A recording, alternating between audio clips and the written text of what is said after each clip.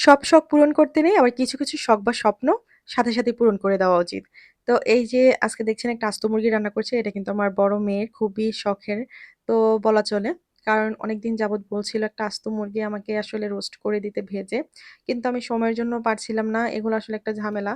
তো রান্নাবান্না তো করেই থাকি। তারপরও আসলে কিছু স্পেশাল রান্না করতে গেলে সময়েরও ব্যাপার। তো যাই হোক তারপরেও যেহেতু বাচ্চারা খেতে চেয়েছে সেটা করতে পারলে আসলে ভালোই লাগে। তো তার জন্য কিন্তু একটা মুরগি আসলে এই যে নিয়ে এসেছি। কারণ বড় সাইজের মুরগি থাকে কিন্তু সেগুলো দিয়ে আসলে রোস্ট করা যায় না। একদম মাপের দরকার হয়। তো এটা একদম সুন্দর মিডিয়াম সাইজের রোস্টের মুরগি। তো সেটা এনে তারপরে এই যে আমি মাঝখান থেকে একটু কেটে, কেটে নিয়েছি।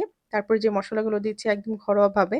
যা আছে তাই দিয়েই শুধু এখানে আছে বাদাম বাটা আছে, তারপর জয়ফল, জয়ত্রী গুঁড়ো আছে আর সেই সাথে গরম মসলা যা আছে সেগুলো দিয়েছি। তো সবকিছু দিয়ে আমি একটা রোস্টের মসলা সবসময় ঘরেই বানাই। তো ঘরের মধ্যে বানাই সে মসলাটা আসলে শেষ হয়ে গেছে আমি আবার এটা বানিয়ে নিলাম। তো সাথে কিন্তু এখানে পেঁয়াজের যেই ব্লেন্ডার করে নিয়েছিলাম, পেঁয়াজের পেস্টও আছে। তো এই সবকিছু দিয়ে তারপর এখানে কিন্তু আমি এটাকে একটু মেরিনেট করে রেখেছিলাম ০.৫ ঘন্টার মতো। যতটা সম্ভব পারবেন যদি মেরিনেট করে রাখতে পারেন সেটা ভালো।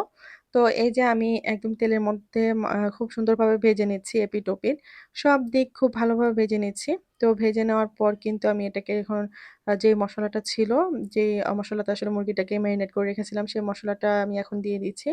তো এই যে এখানে সবকিছু দিয়ে এখন কিন্তু খুব ভালোভাবে কষিয়ে নেওয়ার পালা। কারণ যত ভালোভাবে কষিয়ে নেওয়া যাবে এই রোস্ট খেতে ততই ভালো লাগবে। মসলাটাকেও ভালোভাবে কষিয়ে নিচ্ছি। আর কষিয়ে নেওয়াটা একটু ধৈর্য সহকারে করতে হবে। কারণ যত ভালোভাবে কষাবেন ততই ভালো। তো এই যে আমি খুব ভালোভাবে কষিয়ে নিয়ে তেল, তেল উঠে এসেছে। সে পর্যায়ে যে মুরগিটা রেখেছিলাম ভেজে সেটা দিয়ে দিলাম। তো মুরগির দেখতেই পারছেন পায়ের কাছে কিন্তু একটু সুতো দিয়ে বেঁধে দিয়েছি। না হলে কিন্তু এটা আসলে আ ভালো লাগতো না, ভেঙেও যেতে পারত। যার জন্য একটু বেঁধে দেওয়া। তো সবকিছু দিয়ে তারপর এখানে একটু পানি দিয়ে দিলাম যেন এটা সেদ্ধ হতে পারে খুব ভালোভাবে। তারপর অল্প আঁচে তারপরে কিন্তু বসিয়ে রেখেছিলাম ঢাকনা দিয়ে। এই যে দেখুন আবারও শুকিয়ে এসেছে ঝোলটা। তারপর কিন্তু এখানে একটু টমেটো সস দিয়ে দিলাম। সেই সাথে একটু পেঁয়াজের বেরেস্তাও দিয়ে দিয়েছি। সবকিছু দিয়ে আবারও কিন্তু উল্টে-পাল্টে খুব ভালোভাবে এটাকে আবার একদম যেন আপনার রোস্টের তেল কিন্তু উপরে না ভাসলে ভালো লাগে না। এখানে কাঁচামরিচ দিতে পারতাম। আজকে যেহেতু এটা শুধু বাচ্চারা খাবে যার জন্য এর মধ্যে আর ঝাল কিছুই এড করলাম না। এখানে গুঁড়া মরিচ দেওয়া আছে।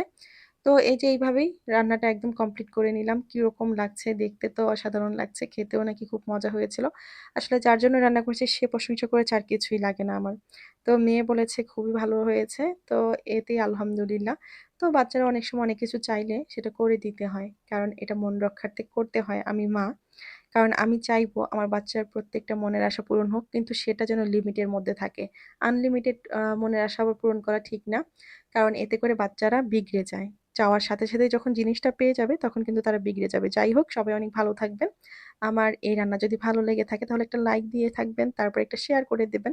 তো আজকের মতো বিদায়। সবাই অনেক, অনেক ভালো থাকবেন, সুস্থ থাকবেন। আল্লাহ হাফেজ।